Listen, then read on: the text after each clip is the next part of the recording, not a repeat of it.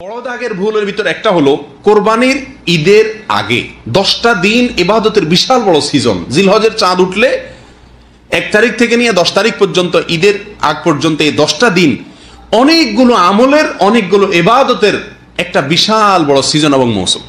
নবী করিম সাল্লাল্লাহু আলাইহি সাল্লাম এই 10 দিন আমাদেরকে অনেকগুলো কাজের জন্য কি করছেন? নির্দেশ করে গেছেন। অনেকগুলো কাজের পরামর্শ তিনি দিয়ে গেছেন, নির্দেশনা দিয়ে গেছেন।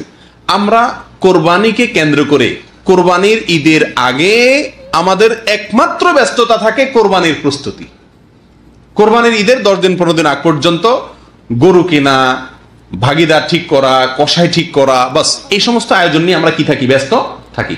অথচ কোরবানি ছাড়াও এই সিজনের, এই কোরবানির ঈদের মৌসুমের এই সিজনের আরো 9টি ইবাদত আছে। আরো কয়টি ইবাদত আছে? 9টি আমল কোরআন এবং সুন্নাহ দ্বারা প্রমাণিত আমল আছে। সে আমলগুলোর বেশিরভাগ আমলের পরে আমরা বেমালুম ভুলে বসে থাকি, অথচ শুধুমাত্র কোরবানি নিয়ে কি থাকি? ব্যস্ত থাকি। আসলে এই কোরবানি নিয়ে ব্যস্ত থাকার কারণ হলো যে এটা সুবিধাজনক আমল, এটা মিষ্টি আমল। কোরবানি করলে গোশত খাওয়া যায়, সারা 6 মাসে 4 মাসের গোশত একসাথে উঠে চলে আসে, ফ্রেশ গোশত খাওয়া যায়, সুবিধা আছে। আর সেজন্যই এই আমলটার পিছনেই সবচাইতে আমরা বেশি হুমড়ি খেয়ে পড়ি।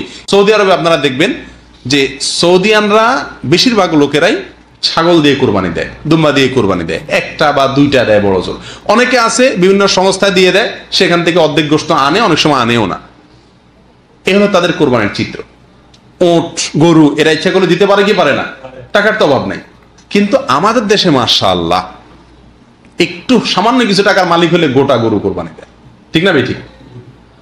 আপনাকে শরীয়ত তো 50,000, 60,000, 70,000, 80,000 টাকা খরচ করে কোরবানি দেওয়ার জন্য আপনার জন্য বাধ্যতামূলক তো করে নাই। আপনি একটা ছাগল দিলেই তো হয়ে যায়। এখানে আপনি এতগুলো টাকা খরচ করতে পারছেন মাশাআল্লাহ, অথচ হজ করেন নাই। এরকম লোকের সংখ্যা বেশি না? কি বলেন?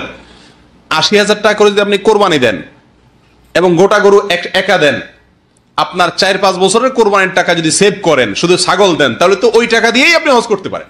সর্বশেষ যে ভুলটি কথা বলবো সেটা হলো, আমাদের দেশে যারা কোরবানি করি আমরা, গরু হোক ছাগল হোক, প্রত্যেকেই যার যার পশু কোরবানি করে কোন রকম সেখানে পশুর বর্জ্য, ময়লা, রক্ত সেখানে একটু পানি টানি ঢেলে দিয়ে গোশতগুলা নিয়ে বাসায় চলে যায়। ঠিক না? ঠিক।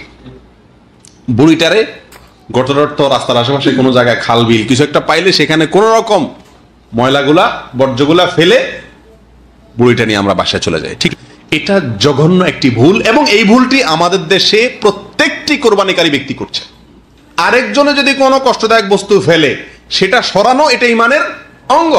আর আপনি নিজেই যদি এমন কিছু ফেলেন যেটা অন্যের কষ্টের কারণ হয়, তাহলে সেটা কি হবে? উল্টা কুফুরির অঙ্গ হয়ে যাবে না সেটা? জন্য এই জিনিসটা আমাদের সকলের খেয়াল করা উচিত যে আমার কোরবানির পশুর রক্ত হোক, বর্জ্য হোক, কোনো কিছু ফেলে যাব না। কোরবানি ঈদের পরে আমাদের দেশে শহরে বলেন, গ্রামে বলেন, কোথাও রাস্তা দিয়ে চলাচল করা যায় না 2-4-10 দিন বিরতি। ঠিক না? ঠিক। গন্ধ, নাকে হাত দিয়ে চলতে হয়। আপনি এই রাস্তাকে, রাস্তার আশপাশকে রক্ত দিয়ে, বর্জ্য দিয়ে নষ্ট করে দিলেন। কষ্ট করছে সাধারণ মানুষ, অন্য মানুষ, পথচারীরা নাকে হাত দিচ্ছে, এদের সবার অন্তরের বদদোয়া লাগতেছে কি লাগতেছে না? অটোমেটিকলি আপনার আমলনামা একটা গুনাহ যোগ হয়ে যাচ্ছে। যত মানুষকে কষ্ট দিচ্ছেন, প্রত্যেকটা মানুষকে কষ্ট দেওয়া একটা গুনাহ, এর কারণে আপনার আমলনামা যোগ হয়ে যাচ্ছে। আল্লাহ সুবহানাহু ওয়া তাআলা আমাদের সকলকে এই সব বিষয়গুলোকে মাথায় রেখে সহি, শুদ্ধভাবে, সম্পূর্ণ সঠিকভাবে কুরবানি করার তৌফিক দান করুন।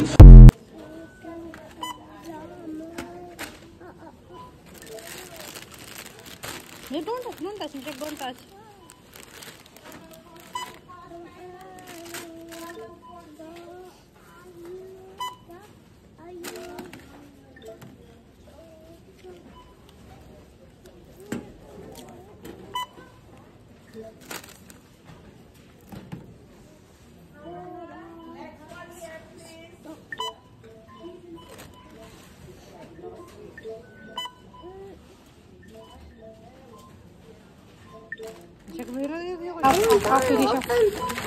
आगे जाइए, हम जाइए विशाख देन होते हैं। ओके, गो गो गो गो।